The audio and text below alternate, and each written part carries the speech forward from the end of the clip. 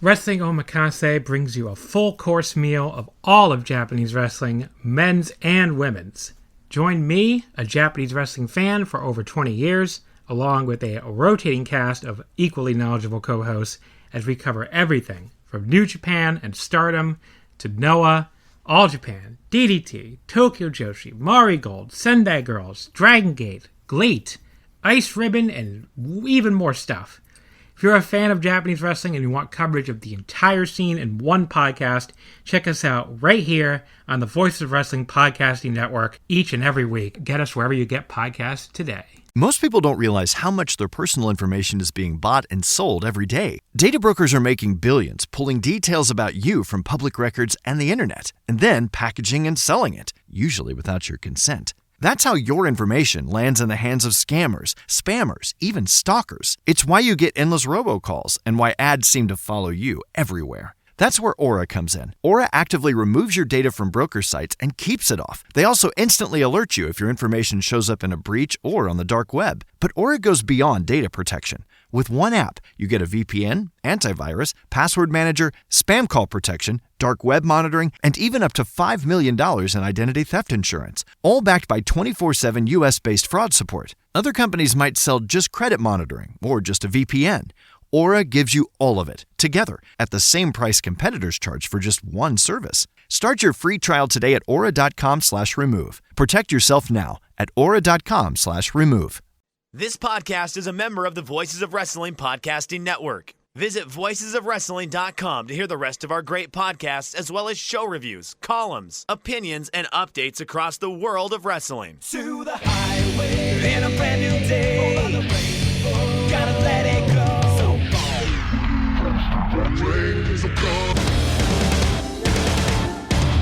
Fast to freedom. Dance tonight together. Hear everyone is singing.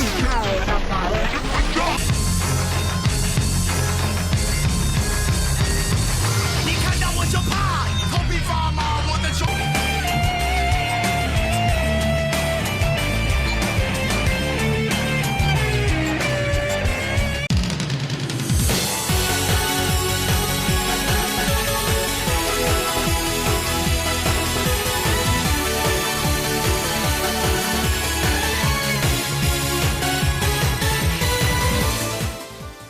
Welcome back to Open the Voice Gate for July 28th, 2026. We are members of the Voices of Wrestling Podcast Network. You can find us on the Voices of Wrestling Podcast Network feed or on our own dedicated Open the Voice Gate feed, wherever you get your podcasts. And you can follow us on social media at Open Voice Gate. If you'd like to donate to the show, click the link in the show notes. It'll take you to our redcircle.com landing site. You click the red box to sponsor this podcast, and you can set up a one-time or recurring donation.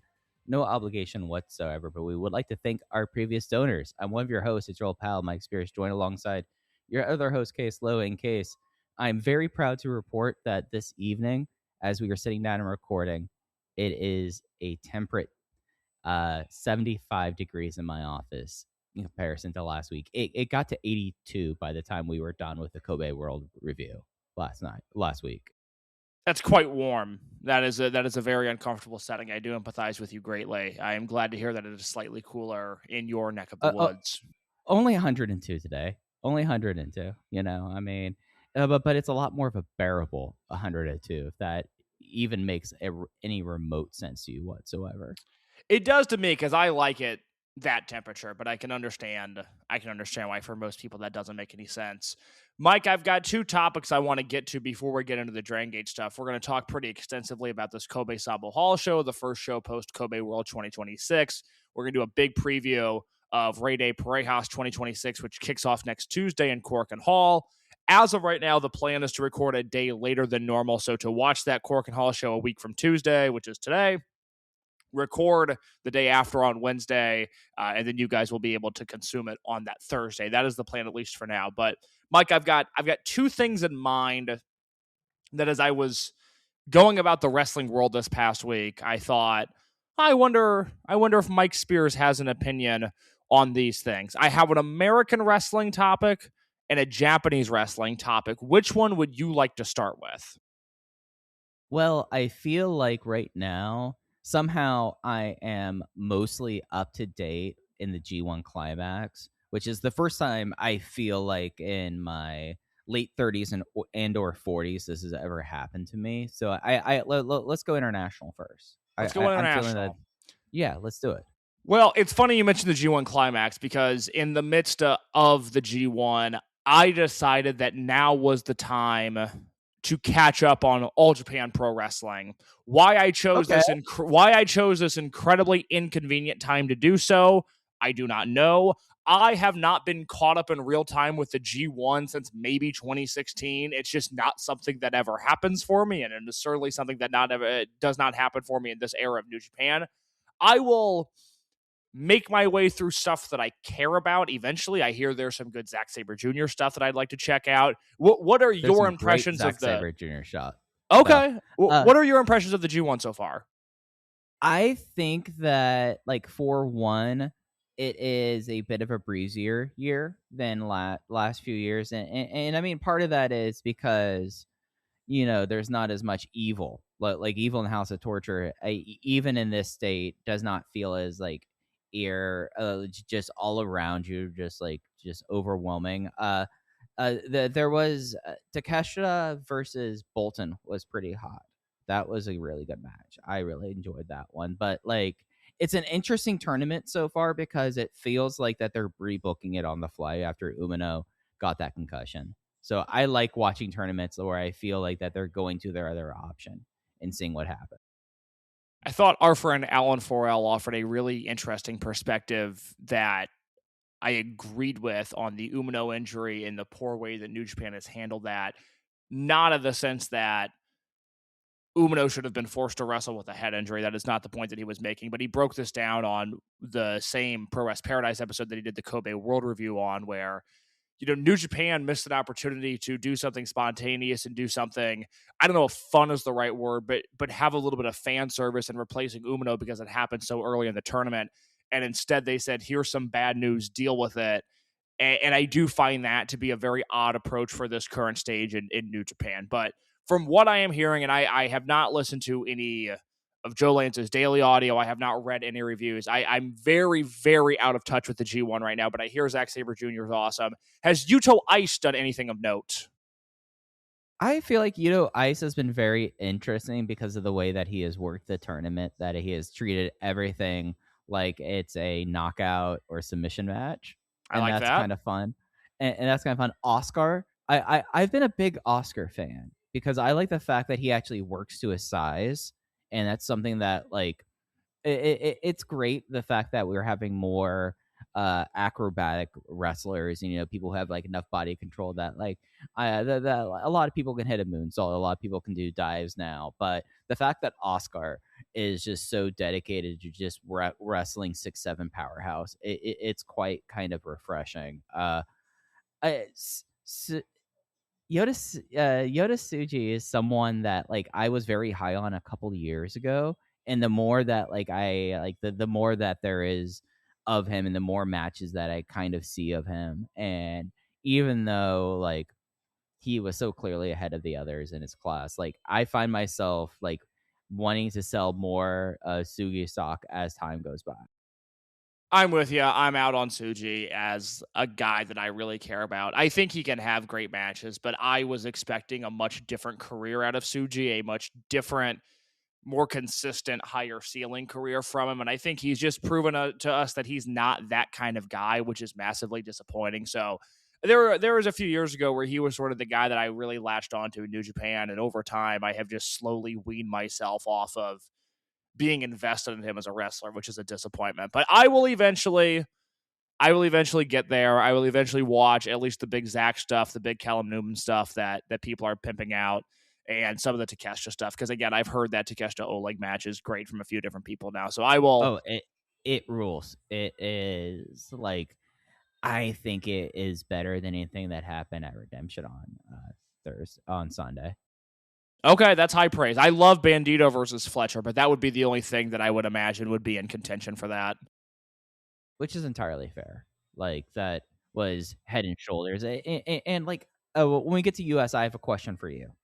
when we Okay, get to great. I have a topic for you. So, what is your thoughts of All Japan right now as Kento Miyahara is staring down the barrel of Yuma Anzai coming up? What's so funny is that you have no idea what the U.S. wrestling topic is, and you're going to be stunned when I bring this up to you. As for All Japan Pro Wrestling, look, I went through and I binged a bunch of Carnival matches, and then I loved what I saw, and so I kept going.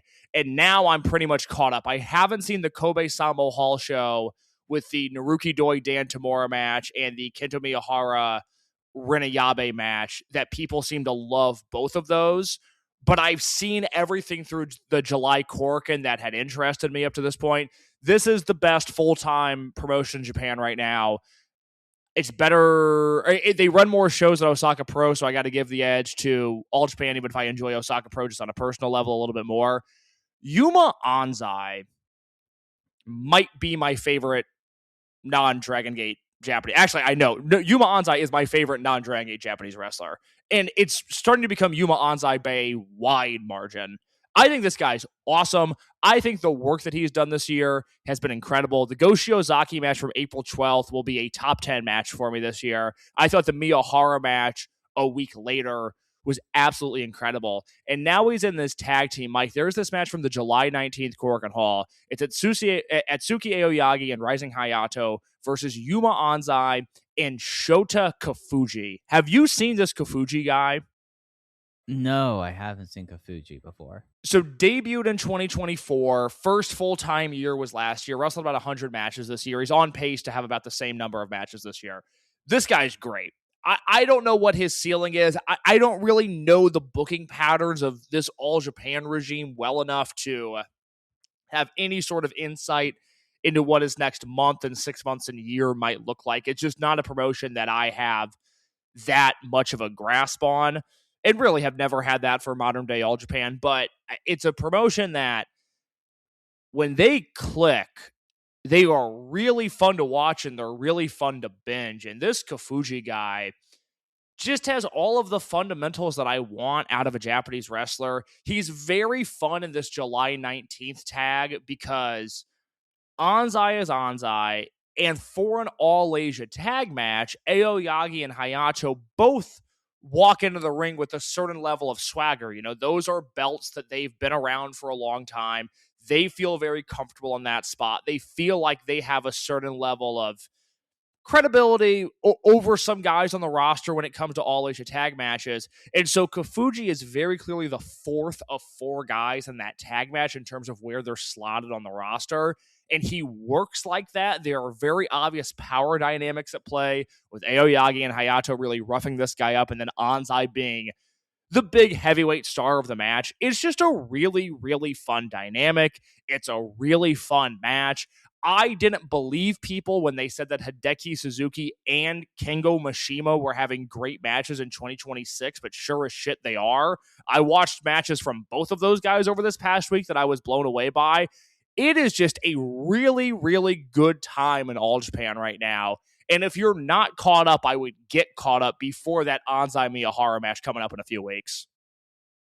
Anzai, just from the outside, feels like someone that, at least recently, and you have to consider like the fact that he's still, 4 years into his career at this point, that in a lot of ways, I don't think it's counted on enough how much his Bachelorette, doing the Bachelorette and being the finalist on the show and having that happen at the same time as another like career, maybe not another career year, but like this feels like the next big like evolution for him happening at the same time. And didn't know that Kofuji was originally an Osaka style wrestling guy.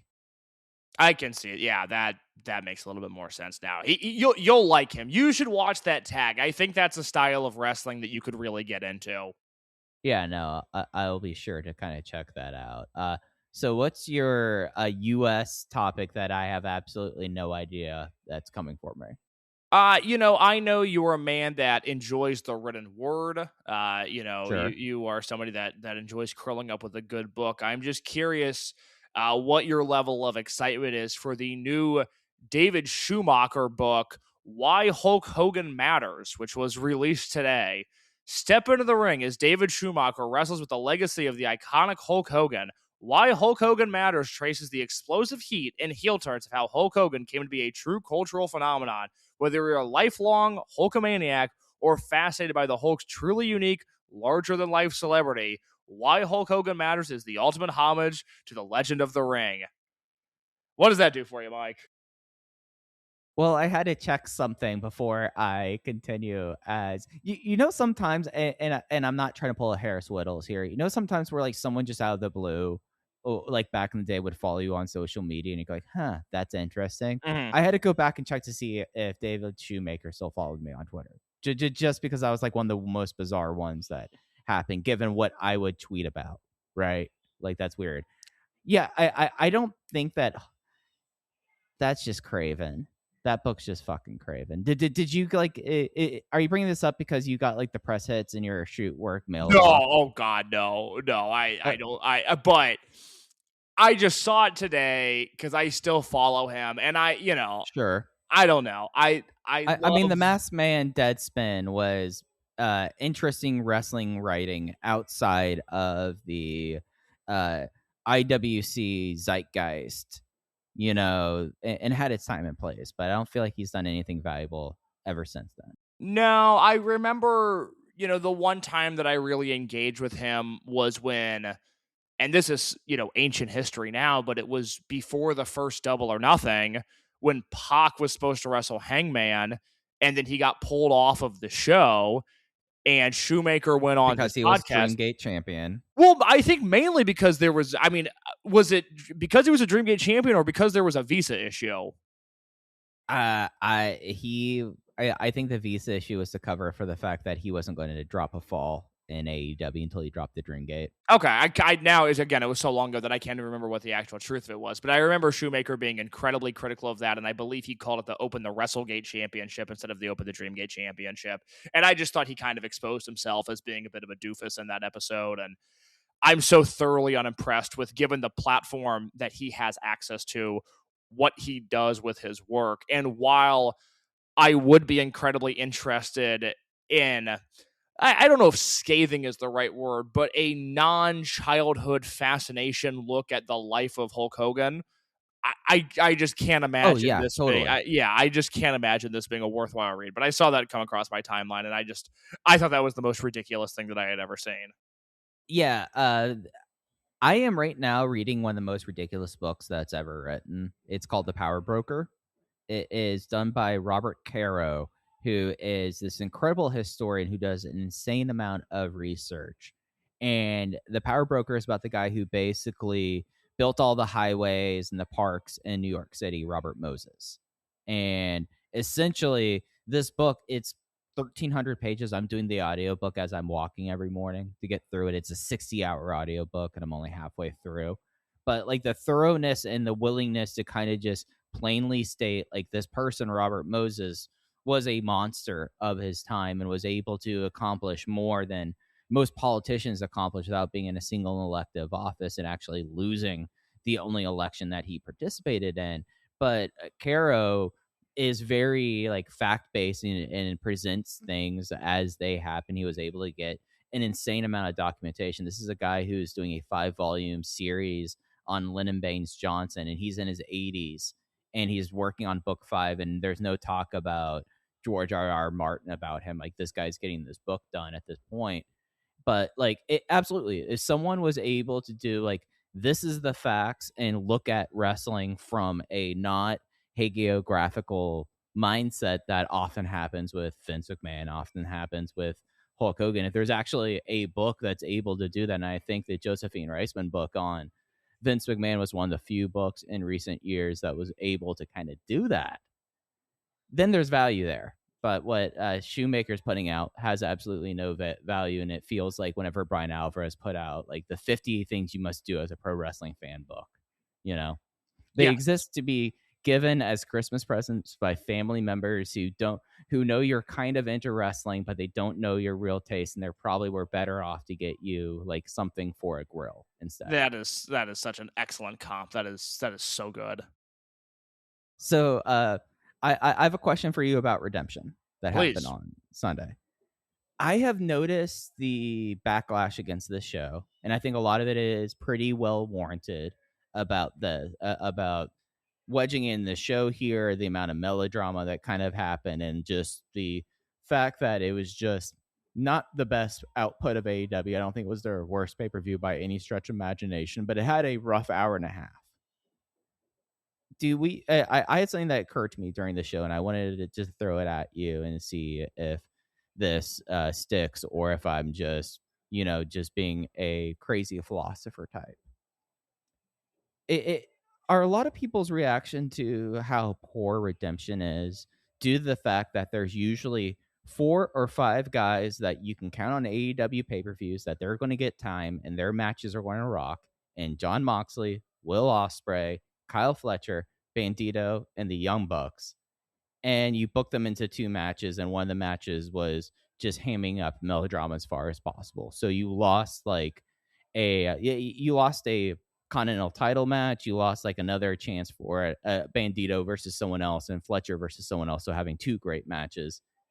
Is there something there that a lot of the reaction could be solved by the fact of the 5 workhorses of this promotion kind of being put into better matches on this show?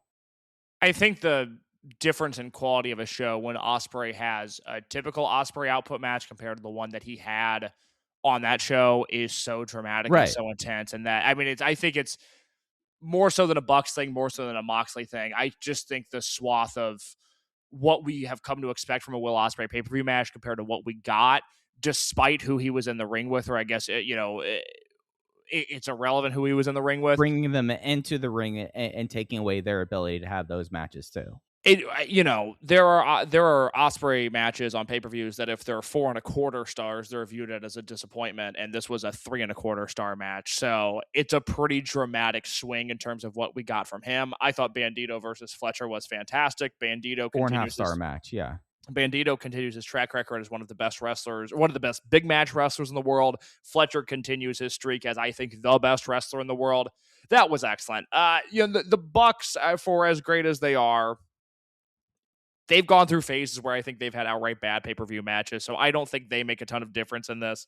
Moxley has been incredible, but I don't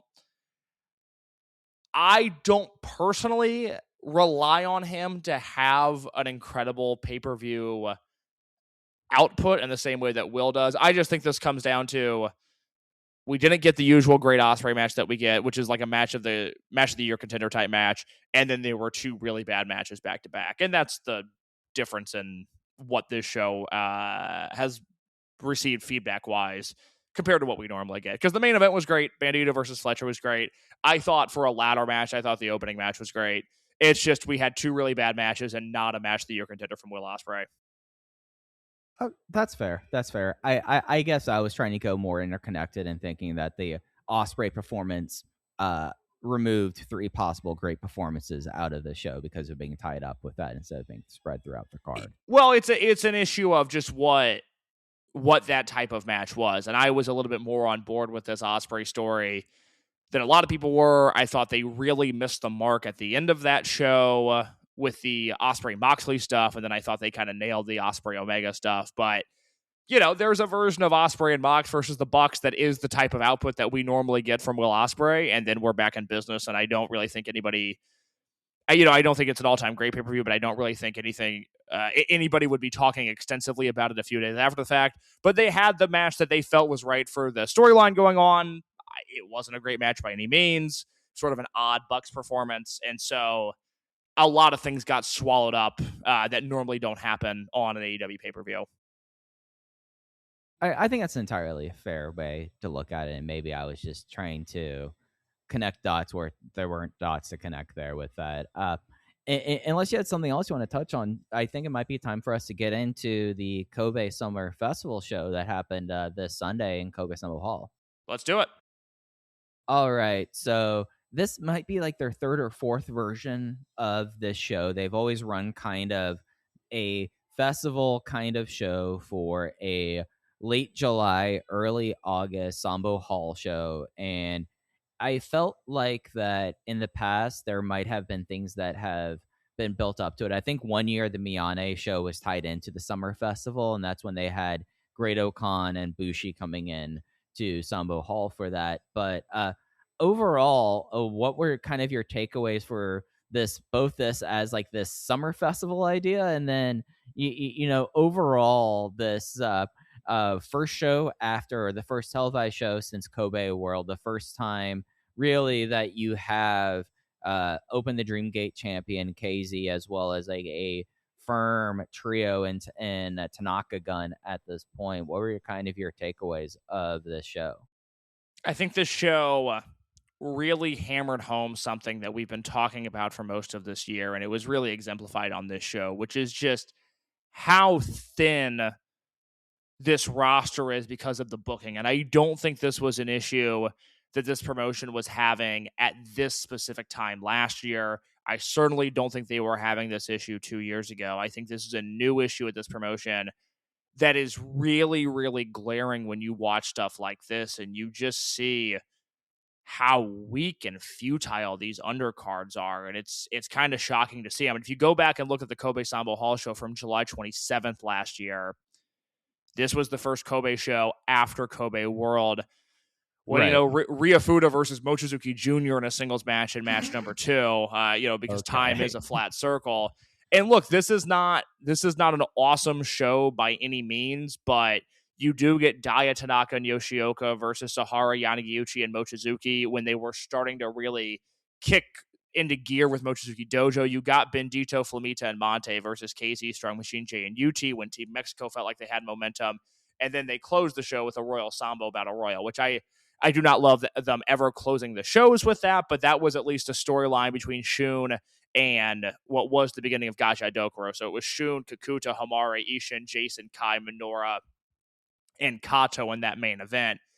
And it just feels like the roster was a little deeper than it is now. And if you go back 2 years, you'd be looking at a show so Kobe World was at the end of July that year. Then they went to Kobe on July 28th. And this is Mochizuki and Kanda versus Yanakiuchi and Jr., an 8-man tag that was nothing. And then Hyo and Monte versus Jason and Kai, a Royal Sambo, which was again won by Kakuta. Kagetora and Susumu versus Hulk and Santa Maria. And Dragon Kid, Naruki Doi, and Yamato versus Shimizu, Strong Machine J, and UT. I remember them leading much more into the theme of the Summer Festival show on this one than anything that they did last year or anything that they did this year. But it's just another one of these tough Kobe Sambo Hall shows, and we run into this issue in Fukuoka and in Osaka, and we're running into this issue in Korakuen now, which is really crazy to think about, but there's just nothing on these undercards. I mean, it's not until you get to Horiguchi and Kanda versus the Bang Bang Clowns, which we'll talk plenty about, that there's anything of substance on this show. So the last 3 matches, because of the notable debut, because of the Royal Sambo, which I thought was the best Royal Sambo in ages, and then because of a main event that did actually matter, I was into this. But unless you're invested like you and I are in the development of Tristan Moody, and I have some thoughts on him, Mochi and Fuda, it was good, but we've seen it before. Paradox versus Problem Dragon, Takashi, and Ultimo Dragon, I just don't care. Again, there's that Love and Peace versus Moody and UT match, which served its purpose. And then just an absolutely dreadful Cielo versus Valletta versus Kai match. And so we're an hour into this show by the time the Clowns get on the screen, and there is just nothing of substance whatsoever. And that is becoming increasingly an issue with this promotion. There's no undercard storylines. Now that Kimura has been elevated, you've taken the one undercard star and put him in actual meaningful matches, which is what I want. That's what they should be doing. But now with Kimura in maybe match 5 or match 6 on most of these shows and not match 1 or 2, you really start to feel it on the undercard. It's just a very thin roster right now. Yeah, and I think it's worth noting, so going through the match times through intermission, Mochizuki and Fuda, 7 minutes. Paradox versus Ultimo, Takashi, and Mondai Ryu, 6 minutes, 25. Love and Peace versus UT and Moody, 6:22. Cielo, Johnny, and Kai, 5 minutes, 8 seconds. And then the Clown match was 6 minutes and 54 seconds. So nothing, like even the idea that these undercard matches, you would expect, most of them to be 8 or 9 minutes. You're not even getting, and then maybe having one match that's 10 to 12 minutes to go to intermission, right? That's not even happening at this point. This was probably the fastest Cork and Hall show from start to finish that I remember post-COVID. It just felt like that everything kind of zoomed through, and I was just looking through and scrubbing through the show, and before I knew it, I was like, damn, it's intermission, and there's only 40 minutes left on this file. And let's talk about Hyo and Junior versus UT and Moody, because I actually thought that this was the one highlight out of that thin undercard, and I thought a lot of that was Junior and Moody, and especially the work that those two kind of had together. And I thought that especially towards the close, this was as much as we've probably seen of Moody so far in this excursion for him, but I came away thinking like this, at least with someone like Junior, who might be the most adaptable guy on the roster, he fit in very well, and I was kind of excited to see where it could go. You know, I was told by somebody last week that Moody's favorite wrestler was AJ Styles, and then I watched him in this match, and I went, oh, yeah, that makes a lot of sense. Moody is, and I say this in a complimentary way, but he is so very obviously influenced by AJ Styles, and I think that could work on this roster. The thing that's interesting with him is that he's like the size of Rita. I mean, he's a small guy. He's a small guy on a roster full of small guys, and I think that really worked with UT and Mochizuki Jr., and I think it's an interesting wrinkle to have on these undercards for right now. I will be curious to see how long he's in Japan. I've certainly heard some things on maybe what he has in store for the rest of the year that could lead to him. This might be a one and done tour. This could be a thing where he sticks around quite a while. It seems like, based on the conversation I had last week, that there's a lot up in the air with him. I think he's really talented. I like that he's an unknown. He's a guy that feels like if he garners any sort of momentum, he's going to feel not like an indie guy that's doing a Dragon Gate tour, but like somebody that is unique to Dragon Gate, which I think is a really interesting wrinkle to have. And based on what I've seen, because I went back and watched the stuff on the network of his from before Kobe World, based on what I've seen, I see no reason that he can't hang. And I don't know to what degree that is. I don't know if we'll ever see him in any sort of pushed commodity. They were certainly more aggressive with Marcus Mathers right off the bat and were quicker to feature him and put him in big stuff. But they also had a finite amount of time with Mathers on that tour. Moody, there's a chance that he's around a little bit longer. And I also think he doesn't have the base that Mathers was working with. That being said, I like everything I've seen from him so far. Yeah, and I think that just the Carolinas, like he was not at a level of Deadlock when Deadlock was kind of the bright star in the Carolinas, and especially being from the South Carolina side of the wrestling scene, it is a little bit behind North Carolina, that you're able to kind of go through your first few years, I feel like, completely off the beaten path, or at least like off the path of like someone like me or you to notice them. And especially like if it wasn't for the fact that like I knew the indie of which I saw clips of him post about on Twitter, I would have had absolutely no frame of reference until him going on to these tours. And I think that it's clear to me that he can keep up with the pace. I mean, he's been there for a couple of weeks and he's adjusted to that, and he's adjusted pretty well. And I am really interested to see him kind of get more matches outside of your undercard fodder stuff. Like if he's going to be able to get a singles match against, I'm not even saying Yamato because that wouldn't make sense right now for Yamato and what Yamato is doing. But if by the end of his time here, if let's say he faces Susumu once and does really well, I think that's a big win. And I think that, you know, with how open-ended it is for him, especially given the guy's age, I think he's like 22, if that. It seems to be like the right kind of scenario for if Dragon Gate is going to try to find an American wrestler. I'd like to see him against Ishin. I'd like to see him against Jason. I think those are the two matches that intrigue me the most right now. One of the things I noticed in particular in this match, he has an excellent drop down. And that is sort of, you know, as we talk about the decay of fundamentals in wrestling, and Alan Forel and I did that big podcast on Eddie Guerrero last year and talked about how it's funny how people cite Eddie as an influence because the things that made Eddie great are absent from most modern wrestling. Tristan Moody did a drop down very early on in this match that looked like it was going to take the shins off of Mochizuki Jr.'s body, and Jr. was just able to get over the top, and it looked really good. I would like to see in wrestling somebody just score an offensive takedown with a drop down at some point here in the near future, because that is the point of that move. And Moody has one that looks really aggressive, so maybe it'll be him.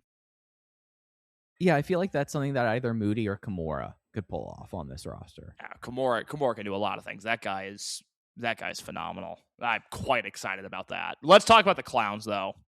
Yeah, because the rest of the undercard, like, just to run through it, yeah, you had a Mochizuki and Fuda match that was not as good as past matches. Fuda's just a satellite orbiting the Mochizuki's planet. Nothing to say about Paradox versus Veterans. Cielo versus Kai versus Johnny was a waste of time. But I gotta say, and I just gotta be the thing that I harp on, because I get the feeling that he's going to be around on this Rey De Parejas tour. There is nothing for Gianni Valletta in this promotion anymore. He does not fit. He is not needed. They are going to ruin what was a really fun, really awesome run that I was right about the entire time. I was his biggest advocate. I saw it before anybody else, the value that he could bring to this promotion. Valletta's story is over. There's no need for him anymore. He serves no purpose. If he's going to be doing bullshit like this, it's going to be a real problem, because that match was 5 minutes. It went to a triple count out, and every second of it sucked. The only part interesting thing of the match was in the post match afterwards, where he gets Cielo up into an electric chair position and runs him into a column and hits the ceiling.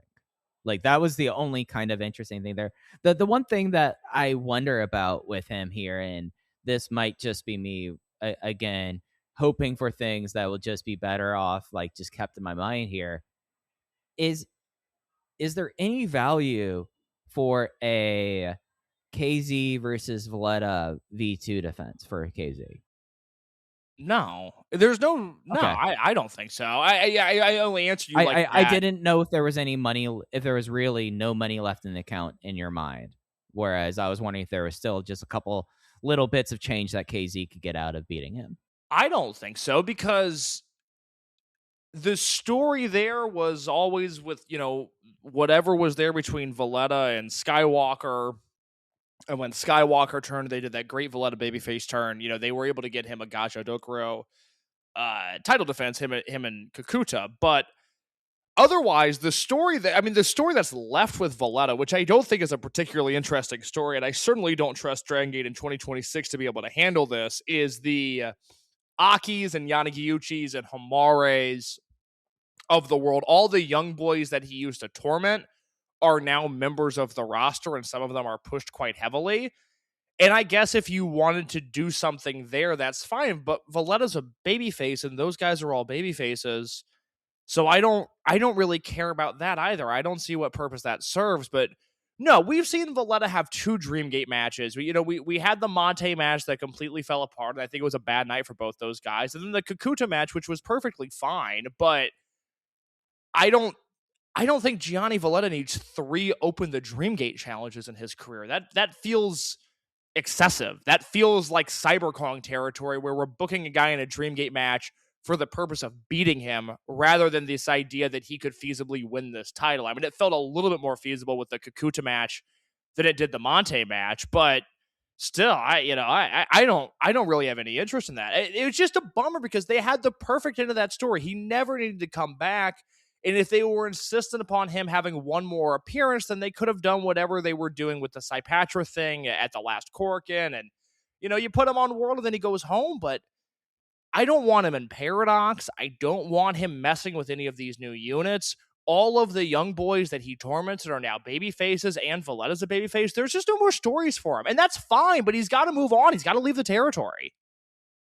Yeah, I just know that they're not going to at this point. He seems to be an Ultimo guy, and if he's going to be around here, I just would rather him be doing something interesting versus just brawling and picking up rookies. Though I will say your idea in saying if he has to be around him versus Gucci, I think is a fascinating program to run right now. him versus Gucci, him versus Homare, but character-wise, it doesn't make sense for those guys to be linked up against him right now. They're on completely separate planes. They're on completely different trajectories. So I just don't know. I don't know why you keep him around. I mean, this isn't like a deal where, we could have said this about Diamante in 2020 when he was not quite the wrestler that he is now, where it's like, oh, well, he's just friends with Ultimo. That's why they keep him around. But he did at least serve the purpose of being the guy that worked best with Ultimo Dragon. It's not like Valletta has amazing chemistry with one guy on the roster. It's like, oh, well, you can at least put him there together. This isn't even Bendito being a part of Team Mexico, even if he was always the weakest guy in those trios matches last year. This is just a guy who they told a really cool story with. They had a miraculously great babyface turn with. That's still, I mean, God, that's like one of my favorite moments in Dragon Gate history is the way that they turned him last year. I thought that was so cool. I love that angle so much. I love the early stages of Saipatra before it completely fell apart. But I'm good. He won King of Gate. He lost a Dream Gate challenge. What else is there for him? There's no story there. That's fair. The Clowns. We got to talk about the Clowns. So Koki Oshima and Daisuke Gucci are no longer known by their government names. It's Lucky Oshima and Suji Gucci, Big Circus, doing a pun off of Dai being big.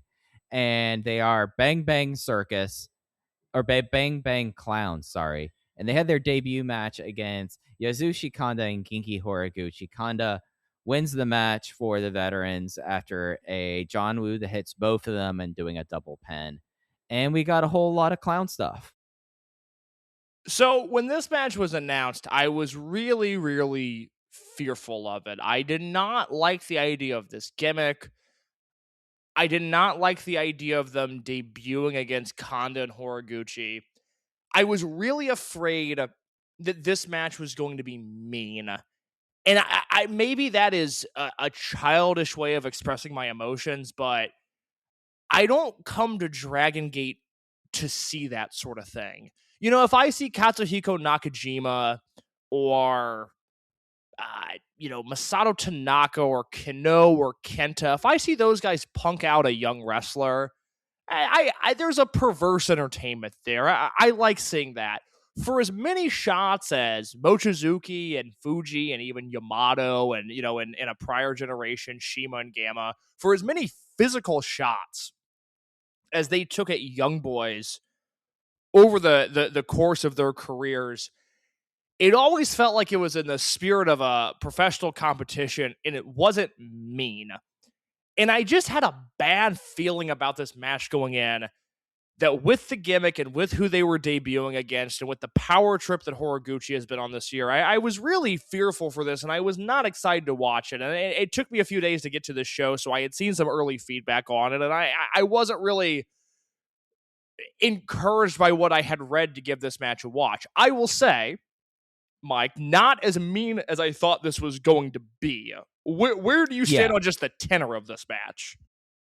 If we're going from 1 to 12/1/2016, this was much more like in single digit. But the thing with 12/1/16, which the reference Mike is making is the Shima, Dragon Kid, Don Fuji, Gamma, Masaki Mochizuki versus what is the class of 2016. So Ben, Hyo, Katsumi Takashima, Shun Skywalker, Yuki Yoshioka. There's that great 10-man, which is they're turning 10 years old this year, and we should probably revisit that, and I should probably write an article about it. But at least the rookies in that match fought back, and there's that big Ben Shima sequence, and that's when Shun really came out of his shell for the first time, and that's when you and I were making comparisons of 2016 Hyo to 1998 Michinoku Pro Shima, and they had a chance to fend for themselves for a second, and I was just afraid that Kanda and Horiguchi were just going to stiff the life out of them. They weren't going to get any offense in, and then they were going to be pinned, and it was going to be a really deflating and mean-spirited debut. That didn't happen, but I also feel like 12/1/16 is a different vibe. I mean, it's no different than the old Team Veteran Returns versus Millennials matches where they tried to kill UT in the ring, but it felt like a pro wrestling contest and not like some level of, for lack of a better term, bullying. And I was afraid that this was going to be a bullying match, but it wasn't that bad. Yeah, and I think that this match and this gimmick has to be looked at through a certain lens of it became very clear to me as soon as the matches started and they were doing the balloon sword bit why they are in this gimmick. Okay, did you know why they're in this gimmick? Because if they weren't in this gimmick, they wouldn't have debuted, period. And this gimmick is trying to force them to act big and develop a personality as a last ditch. And I guess that's fair. I mean, I don't mind it from that perspective. I think there's a million other things they could do that weren't this level of humiliation that is a clown gimmick where you're using balloon animals as offense. I mean, I'm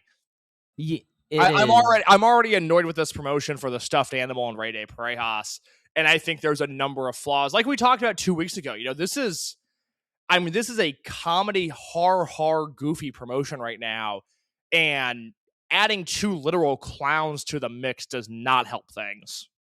Right, and it it's hard for me not to compare and contrast this with Jiro, where like Jiro, it's very clear that they know that this guy can work and can do things, and he's able to when he isn't doing the pure salaryman comedy act stuff.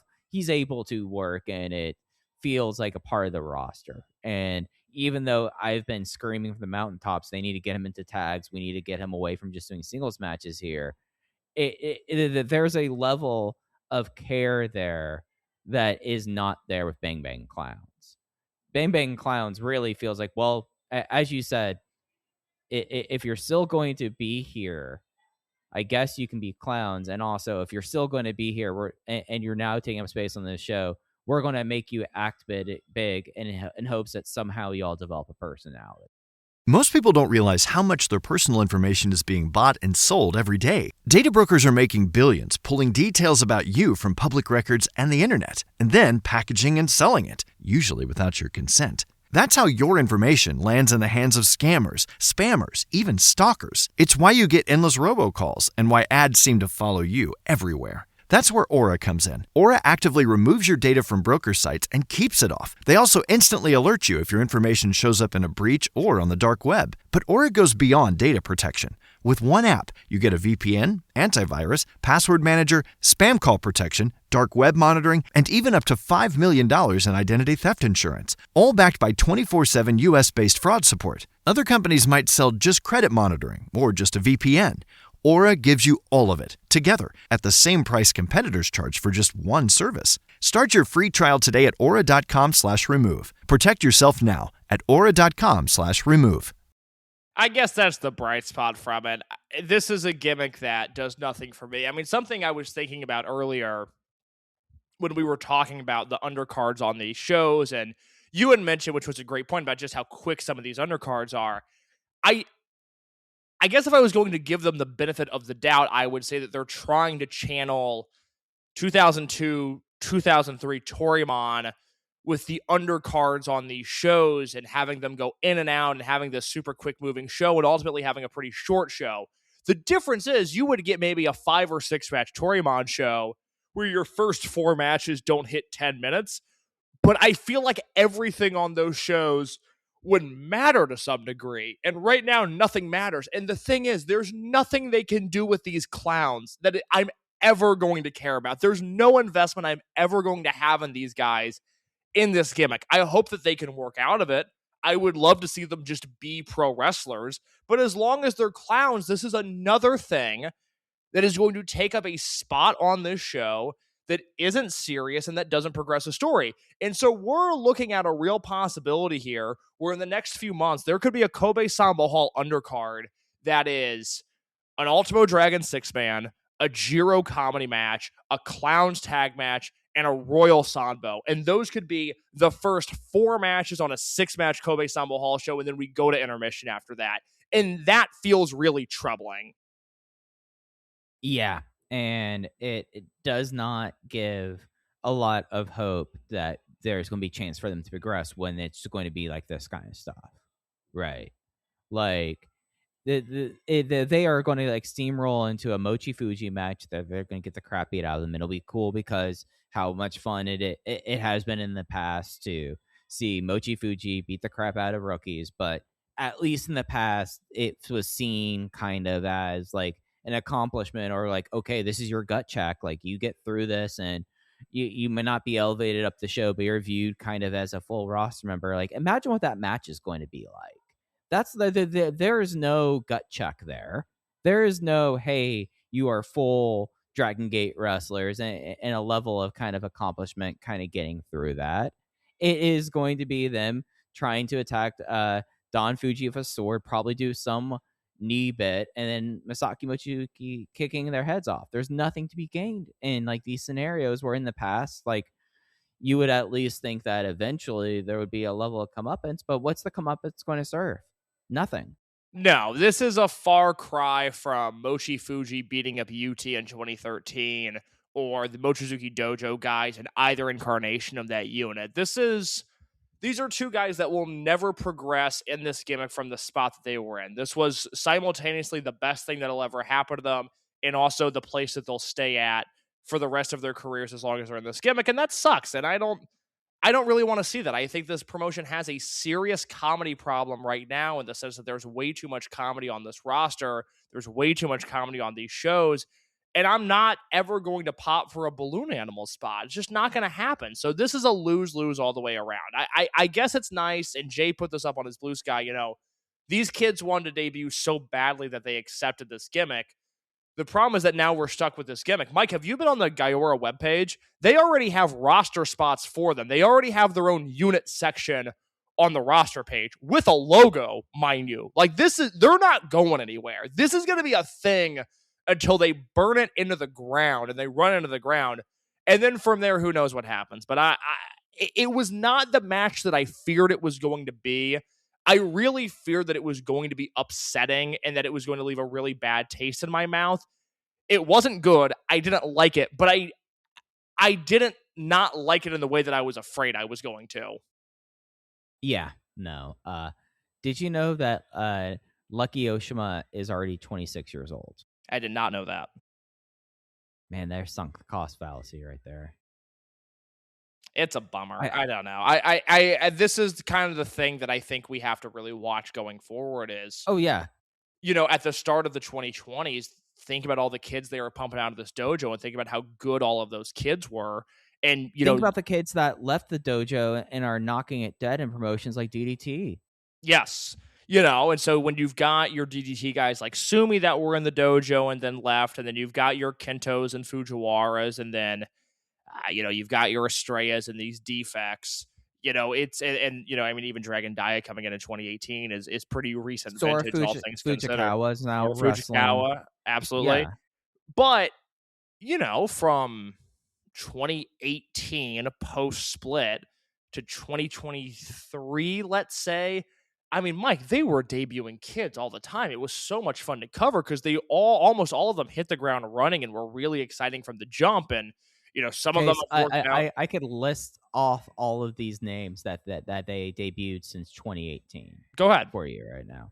So Kota Minoura and Dragon Dia in 2018. 2019 was Strong Machine J. 2019 was also the first appearance of Diamante. Kento Kabune 2019. Jackie Kamei 2019. Madoka Kakuta 2020. Sora Fujikawa 2020.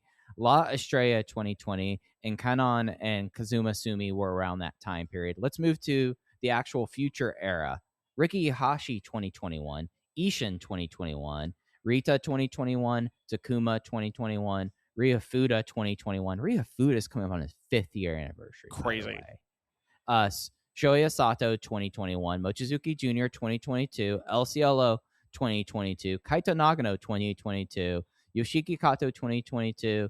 Daiki Yanagiyuchi 2022-ish. Ryoya Tanaka 23. Hamare 24. Aki 24. Ho-Ho becomes an official roster member in 25.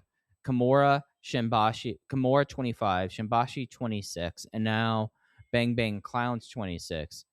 As I listed those off, do you notice what comes down to almost like a snail crawl on that list?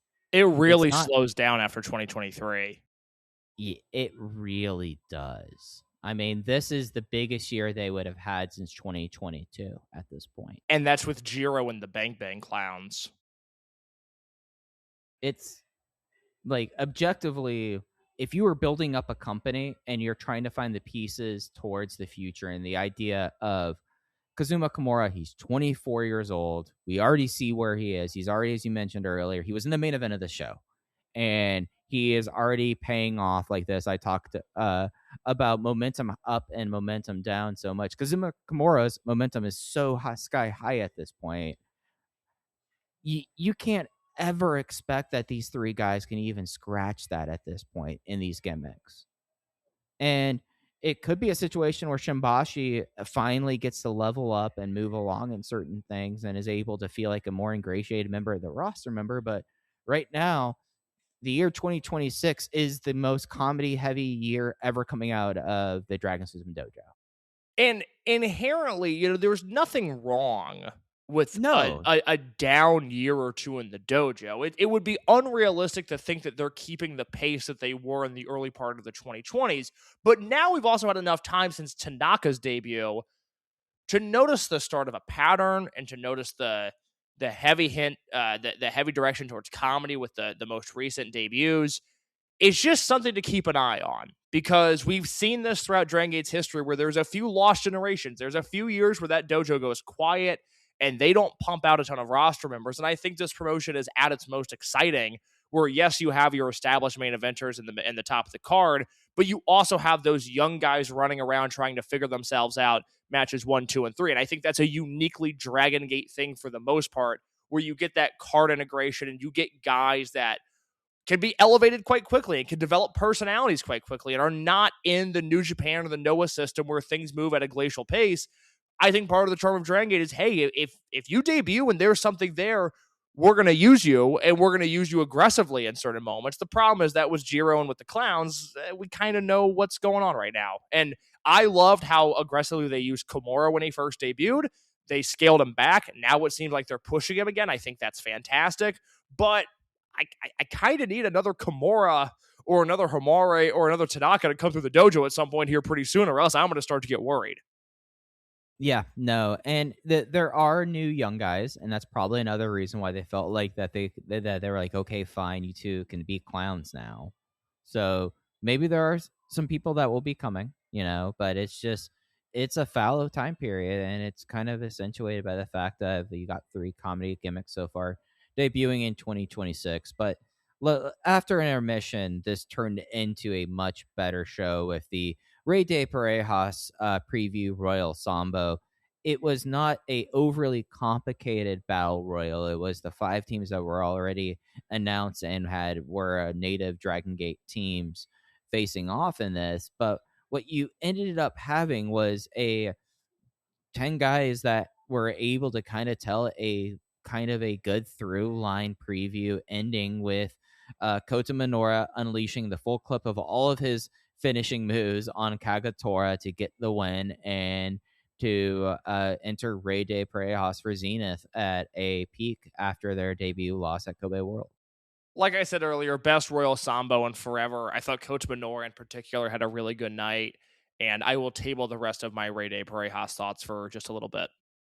Yep, let's talk about the main event. The show opened up with KZ addressing the crowd the first time as Dreamgate champion, and this was the first time he was announced as the Dreamgate champion, as it was a bit of Dreamgate versus Bravegate, as KZ teamed with Natural Vibes, Strong Machine J, and Flamita versus Tanaka-gun of the Bravegate champion Ryoya Tanaka, Homare, and Kazuma Kimura.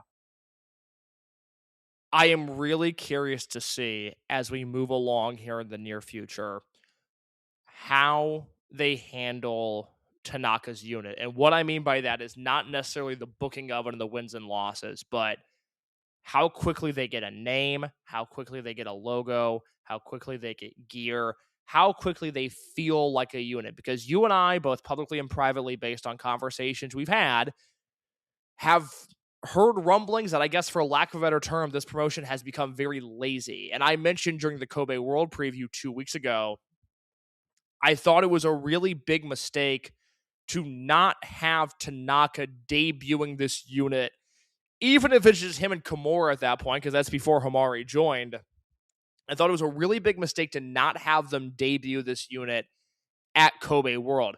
Think about how much buzz and how much conversation, and part of it was because of how silly the name is, but think about the buzz and the conversation around Zenith just from the night before Kobe World and their gear debut at World. And they could have given that to Tanaka when all eyes were on him in that semi-main event. And they could have given that to Kimura to have a little bit of juice on the undercard.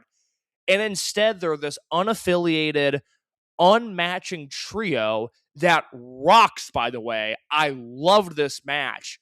But if we go through Rey De Parejas and we get to that September Corkin and we see Hamare and Kimura team for a month with no team name and no matching gear and no logo, I'm going to be extremely upset. There is no reason for them to wait. I feel like they have something here. I feel like Tanaka and his first trios match as a unit leader stepped up to the plate and hit a 3-run home run. This guy's unbelievable. I thought Kimura was great. It was nice to see Hamari wrestle as a babyface, but they have to give me something to latch onto. Let me at least put the t-shirt in my online shopping cart and think about paying for the international shipping. Let me get connected to this unit in some way. Give them a song, give them a logo, give them gear. Let's get on with it, because I'm ready to push all my chips in on these three guys, but they're not letting me place the bet right now. You know what's the date that they have to have it by? Tuesday. They should have to have it on Tuesday, that before the Rey De Parejas match. Or do they have Rey De Parejas match in Corkin? They do not. No, they do not, because Hamare is facing Shun Skywalker. That's right. I think that that there should be a Tanaka and Kimura versus someone match. It could be Takashi and Punch Tominaga. And they come out with the scroll with the logo, and they all have the t-shirts on, and on Tuesday they should all have the new gear. I don't see how. I just can't fathom it not being their number one focus. I don't know what the holdup would be. And the longer they wait, the bigger of an issue this is going to be. You know what my fear is? My fear is that they're like, oh, we need to give Zenith a wide berth, and then Zenith is going to be a 2-person tag team for 6 months. Yeah. Like, that is like, why? Okay, you gave Kobe World to Zenith. Now you need to take care of Tanaka-gun. And at that point, you should probably have a 4th member. You know, like that. Like, it should be something where I don't know necessarily who you're pulling that 4th member from. I don't know if it's like, Cielo, get over here. You're with us now. But they need to be feeling like a united force sooner rather than later. Because you're absolutely right. Because like, they have all the momentum in the world. Kimura was a revelation. Kimura was unbelievable in this match. I mean, one thing, Strong Machine J's ass from the start, to having a great babyface and peril stretch, to the amount of how giving KZ was and how he gave Kimura a bunch during that closing stretch. This felt like a Kimura's like real coming out party. I thought Kimura was exceptional against Flamita too, which I wasn't really expecting, but I thought they had really good chemistry. I mean, look, I'm not worried about Hamare. I think he's going to be a huge star, and I think he's going to be capital G great. Kimura, at least in terms of my interest in that pecking order, blew by him in this match. Tanaka was incredible. Tanaka looked like a future ace. I thought the Tanaka KZ stuff early on was so telling that Tanaka walked in there with the new Dreamgate champion, a 20-year pro, and looked every bit on his level. That opening sequence with Tanaka and KZ was utterly fascinating to me. I was watching this match with laser focus, waiting to see who was going to slip up between KZ, Strong Machine J, Tanaka, Hamare, Kimura. Flamita didn't really factor into this match as much, but I was waiting to see if any of those guys were going to slip up. None of them did. Tanaka, again, carries himself like a main eventer. I maintain the idea that the focus of KZ's Dreamgate run should be paving the way for Tanaka to win the Dreamgate belt off of him. And I think it's a really interesting story if they decide to go down that route based on this match. And I think their chemistry will speak for itself over time. Yeah, no, it was just the kind of match that you want to see out of your young babyface generational unit on their first night as a 3-person team. And I like that Hamare, other than the certain Shun things that I think he's going to always kind of do. He seems like that he's always going to enter through the crowd. That's going to kind of be kind of his bit for now. But it really did feel like that this Tanaka-gun group, like the sooner we could stop calling them Tanaka-gun, the better. And geez, Ryoya Tanaka he's not going to have the match output to be like number one most outstanding. But when we get to the end of the year, if you're thinking Observer Awards and like that kind of thing, he's putting himself together such a sneaky 2026 that's going to be hard for me to be like, no, he can't be number 3 on my ballot. He just feels like that he is just in his third year, just hitting a new gear and after new gear. And I feel like that he's only had one bad step ever in his career, and that's completely been erased by this point.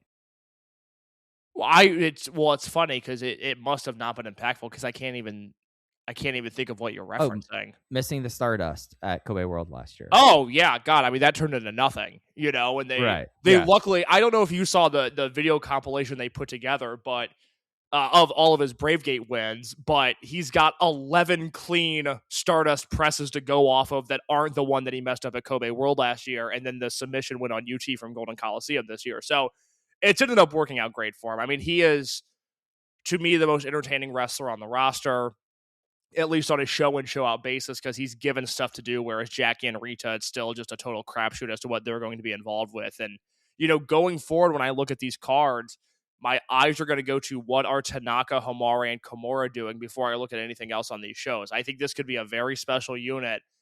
I just want to wrap my arms around them. I want to be able to care. I want to be able to be invested in this unit.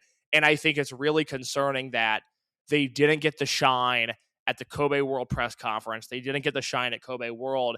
And they didn't get the shine on this Kobe Sambo Hall show. And so I really think it's a massive mistake if they go through that whole Rey De Parejas tournament, which, by the way, Tanaka's not in, which I have thoughts on that later. But with Hamare and Kimura teaming for an entire month, if they don't have a team name, they don't have a unit name, then I think this company's phoning it in. And I think that would be really disappointing to see. Yeah, no, that'd be a complete bummer. Before we move on to talking about Rey De Parejas, Face the Next finally hit the Dragon Gate network and all the other streaming services over the last week. And it was, it was from May 12th. It was the United Japan show from Shinkiba, or not Shinkiba First Ring, Shinjuku Face, and was main evented with Ryoya Tanaka teaming with Kazuma Sumi, and I'm going to try it, and Nakamura from Ganbare Pro. I cannot pronounce that name right now. I apologize. And Daiki versus Daiki Oshima from Pro Wrestling Noah, Daiki Nagai from New Japan Pro Wrestling, and L Illusion from DDT. And an interesting kind of match, looking for the future, and the idea that this was the young roster members of all the United Japan promotions and coming together, and it's Ryoya Tanaka getting the win on the main event and being the one doing the show close promo.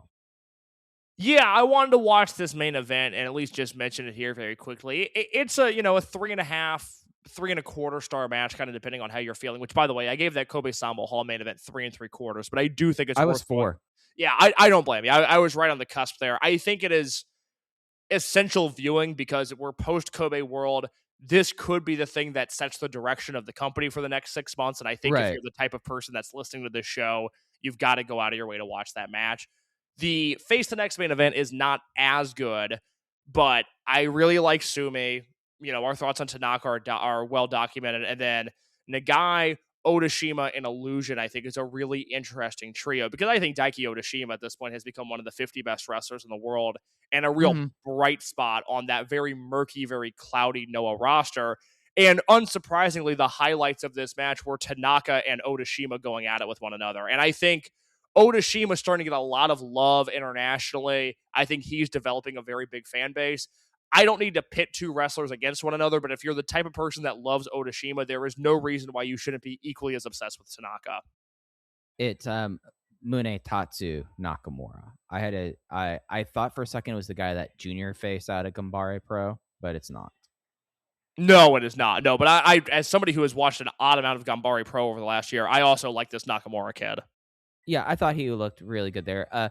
Illusion's someone that, like, as someone who's not a habitual DDT viewer, I've always kind of lumped him in with Damnation heel, just kind of stuff, and did not think very much of him.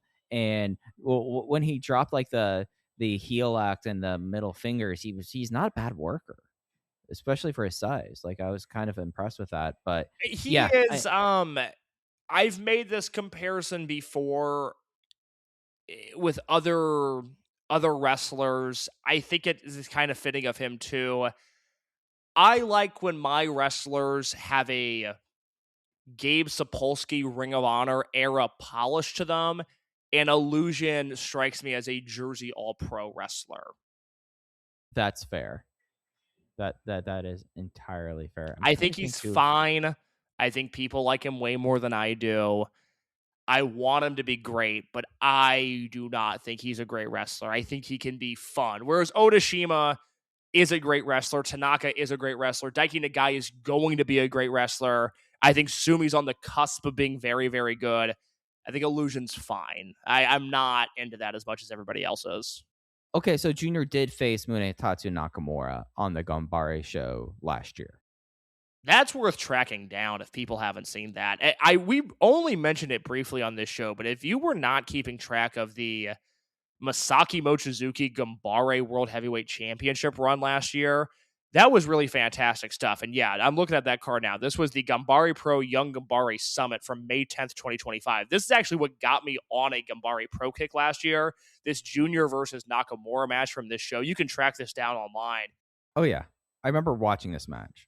Yeah, it's the type of match that you watch and then you wonder why Mochizuki Jr. has been completely phased out of all booking plans, and it doesn't really make any sense, and it's actually quite frustrating because he's capable of having matches like this. Yeah. Instead of likely being under a leopard costume throughout the entire month of August. Let's talk about it. Let's get into it. Rey De Parejas. Mike, I'm gonna take the lead on this just for a second, if you don't right ahead. mind. Yeah, please do. We did one of my favorite things in the history of the show last week, where I had you try to guess who Strong Machine Jay's partner was for Rey De Parejas, and I'm so over the moon excited that you eventually got to the fact that it was Leona. That was so much fun for me. I really, really enjoyed that. We now have the full blocks. The A block is Jackie Kame and Rita, Susumu Yokosuka and Kagetora, Strong Machine Jay and Leona, Genki Horiguchi and Yasushi Kanda. The Open the Twin Gate champions of Ishin and Yoshiki Kato, and Hyo and is it Myeon? Myeon. Yes, Hyo and Myeon, a stuffed animal, which means that Joe Lanza is going to write off this entire tournament because I can't possibly recommend him anything, because he might fast forward to a clip with a stuffed animal and then I'll never hear the end of it. So and it's a shame because of looking at the B block, how good the B block is. Yeah. No, but again, the A block, Kame and Rita, Susumu Kagetora, Strong Machine Jay and Leona, Kanda and Horiguchi, Ishin and Kato, and Hyo and Myeon. The B block is Yuki Yoshioka and Coach Minoura, Luis Monte and El Cielo, Flamita and Sangre Azteca Jr. from Michinoku Pro Wrestling, Hamare. I almost called something when I said it is Flamita. I was trying to think of people that were from Mexico and Japan when I was trying to figure out Monte and Flamita. I'm not asking for like a full point there, but like I would have eventually probably would have been like a list of people and included Sangre and Tet. I'll give you partial credit for that. I'm quite excited for that. Unfortunately, they don't have a ton making TV, but Flamita and Sangre Azteca Jr., and then Hamare and Kazuma Kimura, Gucci and Aki, and Madoka Kakuta and Jason Lee round out your B block. Mike, your initial impressions of this lineup before I break down the televised matches and some stats that go along with those. Yeah, I really don't like the fact that my sinking suspicion is that we're basically getting Team 204 versus Zenith 3-match series, with Kobe Sambo Hall being 1, the finals of this likely being 2, or a match in the semifinals being 2, and then probably the Twin Gate match at Oda Ward. It's funny. My initial breakdown of this of this tournament rather, led me to a slightly different outcome. There's a team that they're featuring really heavily, the same amount as Yoshioka and Minoura, that caught my eye as maybe the direction they go out of this tournament to avoid that sort of thing. Again, what you're proposing was sort of my big complaint with the result of the Kobe World match, was now there's just a possibility that this whole tournament is some sort of weird Zenith. I don't know if retribution project is the right word, or vanity run. I don't know if this is like Hulk and Tozawa and Summer Adventure Tag League 2011 or Ben K and King of 8 2019, where the whole tournament is just built around their domination. It doesn't feel like that, but it also feels like we might be building to some sort of rematch between those two teams. I think more than likely in the semifinals rather than the finals, and then an eventual Twin Gate rematch between those two teams. The team that jumped out to me that I could see them wanting to do something with in this tournament specifically, given the way that some of the roster orders been reshuffled, you've got these new units. I kind of left thinking that Cielo and Monte are my favorites to win this tournament. That's the team that I think I'm going to ride a little bit here. They wrestle Yoshioka and Minoura on August 30th in Nara, which is televised in the last block show of the tournament. And I feel like that match will very easily, very obviously determine who makes it to the semifinals out of that B block. And I could see this being a Cielo and Monte tournament, and I could see them winning this entire thing.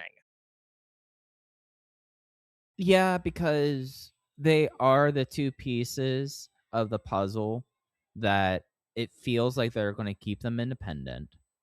It feels like that this is something that you can kick that Zenith can down the road by winning, And I think that the two have great chemistry together as a team. And at least looking at the lineups and in TV, they're featured in a lot of places. And I think something also that might be worth noting, Case, I don't know if you caught the news today about a real bad earthquake in Kunamoto. I don't know if that Kunamoto show is going to happen. I haven't heard from anyone in the company, but that Kunamoto show on August 24th with the tournament, there might be some moving around happening in this just because of that. Okay, interesting. I saw there was an earthquake there, but that's something to keep an eye on going forward. I don't know where this hall is close to Kunamoto Castle, but Kunamoto Castle was damaged in the earthquake.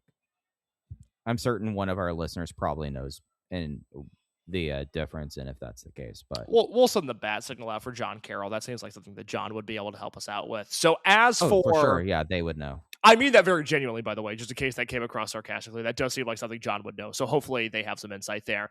As for the televised matches, Mike, I'm going to run these down all at once, and then you can give me your thoughts.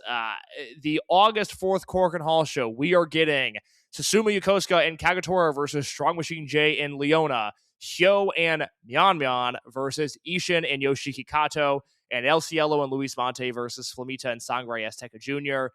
We have the 8/11 Umeda Stello Hall show from Osaka, where we are getting Strong Machine J and Leona versus Hyo and Myan, and the B block match of El Cielo and Luis Monte versus Madoka Kikuta and Jason Lee.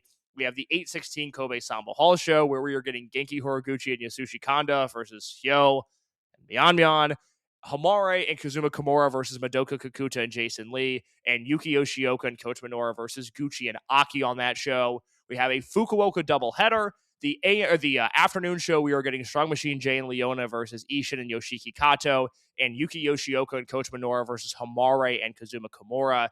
The evening show, we are getting Jackie Kame and Rita versus Susumu Yokosuka and Kagetora, and Gucci and Aki versus Madoka Kikuta and Jason Lee. We will round out our television footage on August 30th in Nara with Jackie Kame and Rita versus Ishin and Yoshiki Kato, and Yuki Yoshioka and Coach Minoura versus El Cielo and Luis Monte. When you break that down, in the A block, Ishin and Kato have 3 televised matches, Strong Machine J and Leona have 3 televised matches, and Hyo and Myan have 3 televised matches. Kame and Rita get 2, Susumu and Kagetora get 2, and Genki Horiguchi and Yasushi Kanda get 1 televised match. For the B block, Yoshioka and Minoru get 3, Cielo and Monte get 3, and Jason and Kikuta get 3. Hamara and Kimura and Gucci and Aki both have 2 televised matches, and Flamita and Sangre Azteca Jr. get the 1 televised match in Korakuen at the start of the tour. What jumps out to you there, Mike? I mean, until you laid it out there, I didn't think we were going to have to speak about Myeon, but like, no more matches televised than Kame and Rita. Yeah. More matches televised than Flamita and Sangre Azteca. Yeah, more matches Yeah. televised than Susumu and Kagetora. Yep. And you know the thing that makes the Myeon situation so worse is that it's clearly if they're going to do what they did before, it's going to be Mochizuki Jr. painted up in paint and in a leopard like onesie. I hate to ask this question. I never thought I would have to, but I'm now in a position where I do. Have they done that before and I just completely blocked it out of my mind? It was something at Prime Zone. Oh, well, that's okay. That's why I didn't know about it. Yeah, I mean, look, if he was going to have 1 televised match, I would go, oh, maybe it's some goofy Korakuen thing where he actually tries to wrestle with the stuffed animal, but it's not. He's got 3 televised matches. They're in notable buildings. I would assume he's going to have a human with him, and I would assume that for whatever reason, that human has to be Mochizuki Jr. Yeah. And I do really think that's going to be him for the entire tournament, wrestling in a onesie. Yeah, it's absolutely awful. It's really terrible. I don't see them advancing to the semifinals at least. No. I see that as Ishin and Kato, and then I guess Kame and Rita. I mean, maybe Susumu and Kagetora have a little bit of a run there, but between the goofiness of Hyo and his team and the fact that I don't really think they're going to seriously push Leona, I think that A block kind of dwindles down to the current Twin Gate champions, and then whether it's Kame and Rita or Susumu and Kagetora is sort of interchangeable at that point. Yeah, no, I think you're right about that. It does kind of like lean heavily in that one kind of direction. And B block, I think it's going to be Monte and Cielo and Yoshioka and Minoru. Yeah, that feels like the safe bet. I mean, those are 2 of the 3 teams that have 3 televised matches, with Jason and Kikuta being the other one.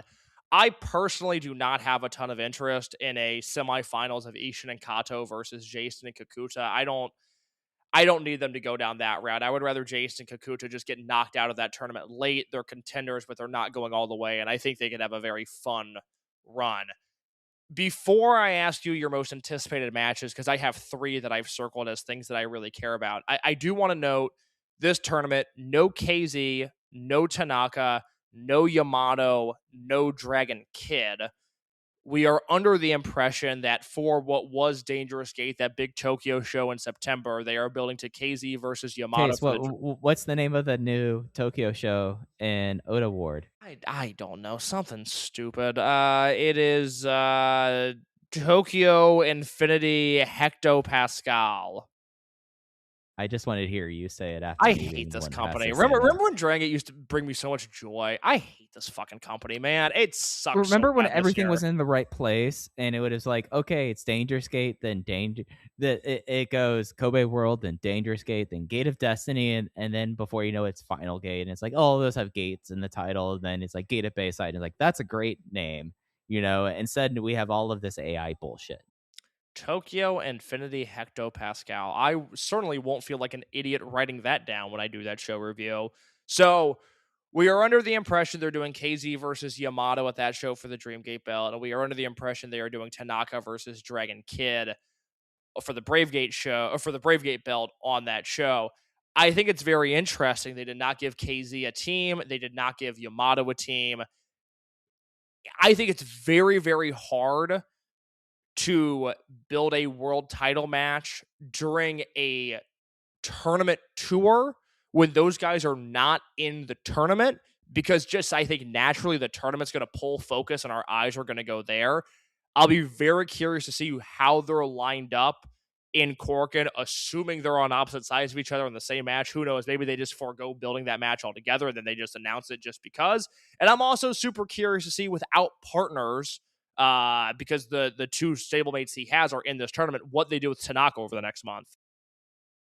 Yeah, because at least with KZ and Yamato, you could always go, okay, who are the people in Paradox and Natural Vibes without tournament matches, like for whatever night, and you're able to piece it there. I don't know, and this is like the other reason why they need to further get this show on the road with Tanaka-gun, and he needs to have like a fourth member because of that. I don't know who that fourth member is at this point, but it does feel like that should be happening a lot sooner rather than later. You would think. You would absolutely think. Again, I don't know if it's Fuda. I don't know if they're going to do some sort of unit with Monte and Cielo at the helm, and maybe they throw somebody else in there. I'd certainly be okay with that, and maybe Fuda goes there. But I love the trio they have. I just want to see them build towards that trio. And unsurprisingly, given the performance they had on that Kobe Sambo Hall show, the Hamare Kimura stuff is one of my most anticipated matches of the tournament. I'm going to give you 3 matches, Mike, and I'll give you a second to sort of look through those cards again and figure out what your 3 most anticipated matches are. But for me, number 1 with a bullet, Kame and Rita versus Susumu and Kagatora from the evening show on 8/23 in Fukuoka. That's the rematch from the Twin Gate match earlier this year that I think is one of the 10 best matches of 2026. I thought they should have headlined this upcoming Korakuen show with this match. I would hope to God they headline a Fukuoka show with that match. That is my most anticipated match of this tournament.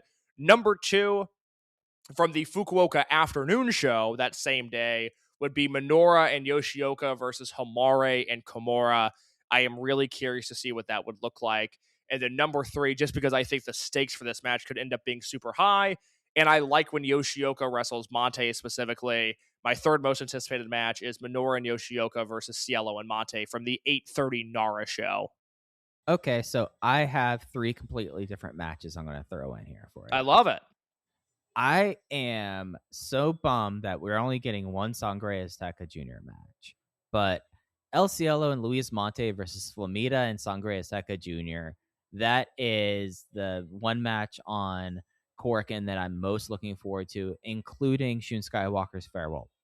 That's wild that it's Shun Skywalker's farewell on Tuesday. And we haven't spent any time talking about it because honestly, who cares? Because he's such a non-factor in the day-to-day these days.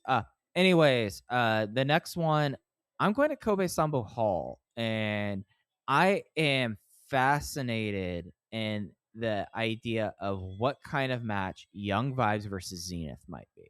That would be my 4th vote. It was between that and the Nara match. I think that looks super, super fun also.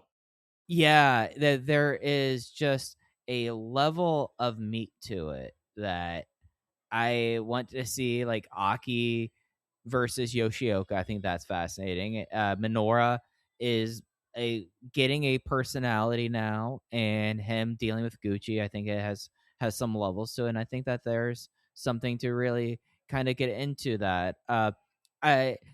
A lot of my interest in this tournament, I think, actually is Young Vibes, because on that evening, Fukuoka, Gucci versus Kakuta. I think that has a high floor. Like, just like and there's a chance that this match could be a 2-minute Kakuta just runs his ass through Gucci and pins him 3. Like, there's a chance that could happen. I hope it's not that way, but I'm salivating at the chance of that matchup. And then, yeah, in Nara, I think that you have. I would like to see this Kamei and Rita versus Ishin and Kato match to kind of be. It feels so dumb that they were like in the midst of all like the tag title bullshit that was eating up most of the first part of the year, but I feel like there's a chance to like strip it away and have a pure match between these two teams. And I know that they're the teams that faced off at Golden Coliseum. This is a rematch here, but I think that if there's a chance for this to kind of be like a high octane match without the Gaja Dokuro trappings between these two teams, it has to be here. You would think. I think it should be a really fun match. I would like to think that it will have a ton of stakes involved in it. Look, that A block is a mess. The Hyo stuff took a lot of my excitement away from the tournament. I think Horiguchi and Kanda being in there sucks, because the Leona thing is not awesome, but the Leona thing does not bother me in the same way that the Hyo thing does, and that Horiguchi and Kanda being in there does. What really sucks, what really killed a lot of my excitement for this tournament is Hyo partnering with a stuffed animal, and Kame and Rita not having a Korakuen Hall match. I think that's totally unacceptable. I don't really understand why. I mean, we don't have anything announced for Korakuen other than the Jiro thing and Skywalker versus Hamare. So realistically, they could have done Kimura and Tanaka in an opening tag match against whoever, or an opening, throw them in there with Fuda. I mean, I don't give a shit. You could do an opening trios match. The rest of that show should have been Rey De Parejas matches. I don't know. I don't know what else they have planned, but I really wanted to see more tag matches on that Korakuen show. Yeah, especially with the fact that matches that we're not going to see. We're not going to see Hamare and Kazuma Kimura versus Gucci and Aki. That would have been. Of course, you can't. Oh God, do that you're right. That sucks. I really want to see that match. Right. We will probably not see Yoshioka and Kimura versus Flamita and Sangre Azteca, since they don't record Kinki Horiguchi homecoming shows, even if this show happens. Right. No, just the one that was really, really good, and then they never filmed it again. I mean, is Sangre Azteca working this entire tour? Because maybe Zenith versus Flamita and Azteca gets moved to Fukuoka. I don't know. I mean, that show's a month away. I'll be under the impression that show happens just until we hear otherwise. I mean, it's a bummer we're not. Yeah, that's fair. It's a bummer we're not getting Cielo and Monte versus Hamare and Kimura from Kagoshima on August 21st. And I mean, Mike, you did they did okay. So remind me now, as I sort of run out of steam here at the end of the show, they did not do Rey De Parejas last year. God, I feel like between the two of us, we got to know that, but we don't. I don't think they did Rey De Parejas last year, and that's why actually Rey De Parejas 2025 were Minoli. Oh no, 2025 was Shun Mare. It was Shun Mare. Oh, yes. They did it in March. That was the Kobe Sambo Hall. Okay. Right. All right. Yeah. That's I'm right. surprised that, geez, both of us are running out of the steam forgetting that big Kobe Sambo Hall show. But did they did do digest for that, right? Because we were watching those Aki matches and kind of going oh, Aki's sort of stealing this tournament from Hamare, and then Hamare had that great last night. So who knows? Maybe we get more of this tournament than we thought. But the network only has those shows listed: Korakuen, Osaka, Kobe, Fukuoka, and Nara. Nope, that's right. Yeah. I'm looking at last year's tournament, and I completely forgot that Kuroshio Tokyo Japan was Hyo's partner. Just never. I think the issue is Hyo can't be in these tag tournaments anymore. No, not allowed. Because he's so good when he's not doing bullshit, but he's always doing bullshit. I was getting so bothered just because my noise tolerance is so low as I get older about him whistling and having the whistle in the ring. I'm so glad that it was dropped this week, because I don't know if I could do another week of this of him stomping and whistling just for my eardrums. Case, I have a fun thing for us to go out on. I don't know if you saw this, but the Best Dress Award 2026 for Dragon Gate at the Kobe Pro Wrestling Festival 2026 Eve Party happened. It received over 1,000 votes. Case, I will. There are 4 people who got the main prizes. There was a tie for silver. There's a gold, 2 silvers, and a bronze. And I want you to guess who you think got gold, tied for silver, and bronze.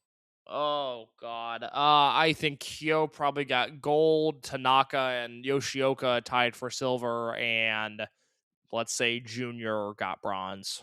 Okay, Yoshioka is gold. KZ and BB Hulk are silver, and bronze was Ryoya Tanaka dressing up like Jesse Gemstone. Yeah, Tanaka deserved all the love there. More power to him. As for the rest of those, let us only hope that their dressing ability guides them in the ring, and we have some more great matches in the second half of Dragon Gate's year. I hear you, Case. And that's going to do it for us this time on Open the Voice Gate. We'll be back with you a day later next week talking about the Rey De Parejas kickoff Korakuen, a farewell to Shun Skywalker, and we'll see what else they throw against the wall for that Korakuen show. You can follow us on Twitter, Cases at _ in your case. I'm at Fujiheya. Open the Voice Gates on both Twitter and Blue Sky at Open Voice Gate. And there's a Voices of Wrestling Discord where there's the Open the Voice Gate channel as well as the Dragon Gate channel. that will probably be buzzing throughout the month of August as we get into tag team tournament season. But that's going to do us for this week. We'll be back with you next time. Take care. My name is Tyler Fornes, and I am one of the co-hosts of The Good, The Bad, and The Hungy AEW podcast here on the Voice of Wrestling Podcasting Network.